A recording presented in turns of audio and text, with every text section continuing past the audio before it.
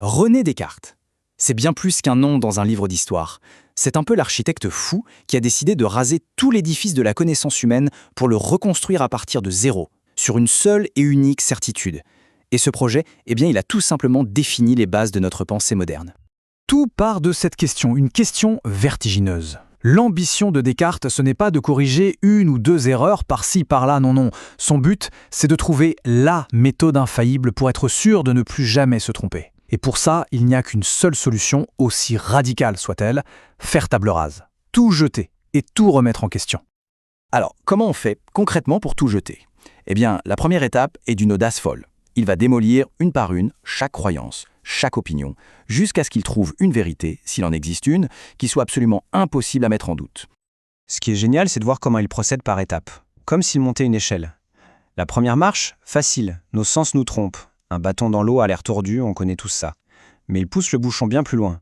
Et si toute notre vie n'était qu'un long rêve ? Même là, on pourrait se dire que les maths, ça reste vrai. 2 plus 2 feront toujours 4, même en rêve. C'est là qu'il sort son arme secrète, l'hypothèse du malin génie. Imaginez une entité super puissante qui s'amuserait à nous tromper sur tout, même sur les évidences les plus totales. Et là, plus rien n'est sûr. Tout s'effondre. Pour expliquer sa méthode, il utilise cette image, qui est d'une simplicité géniale. Si on craint d'avoir des pommes pourries dans un panier, on ne va pas se contenter de chercher un peu.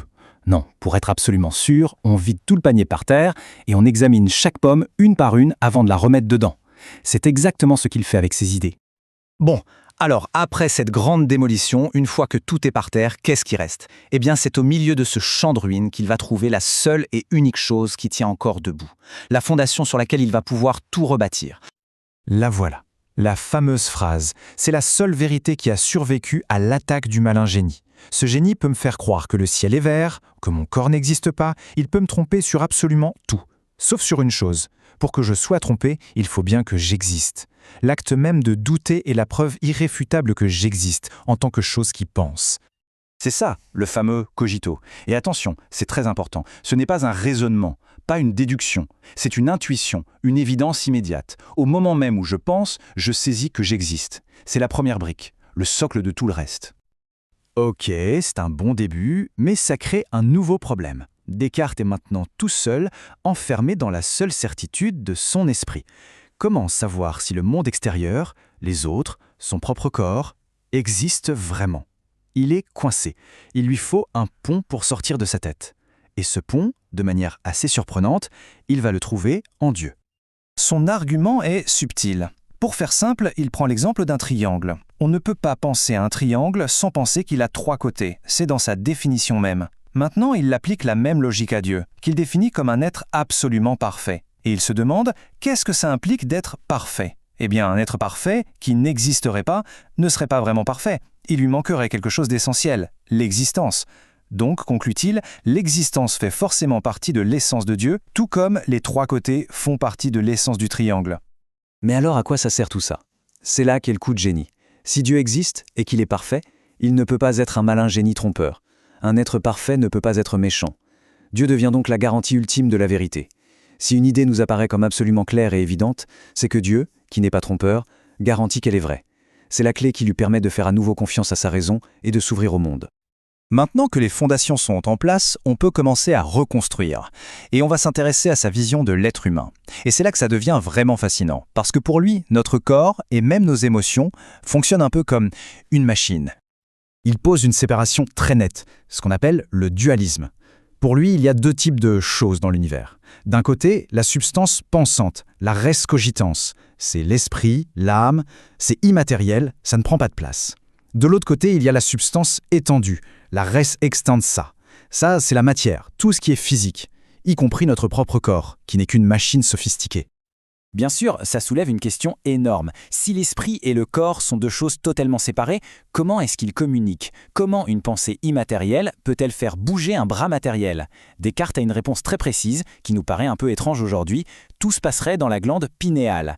Pour lui, cette minuscule glande au centre du cerveau, c'est un peu le cockpit de l'âme, la salle de contrôle. Et le mécanisme, c'est quoi ?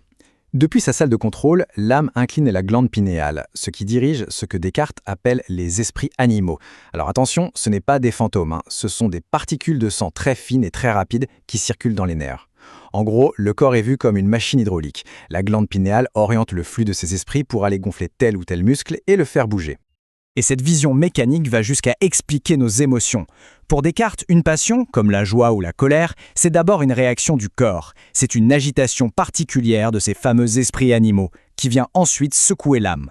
D'ailleurs, il pensait que toutes les nuances de nos émotions n'étaient que des combinaisons de ces 6 passions de base.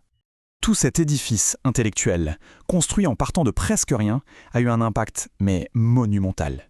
Pour finir, voyons un peu comment les idées de Descartes ont complètement changé les règles du jeu, et dans plein de domaines différents. En fait, son héritage est absolument partout.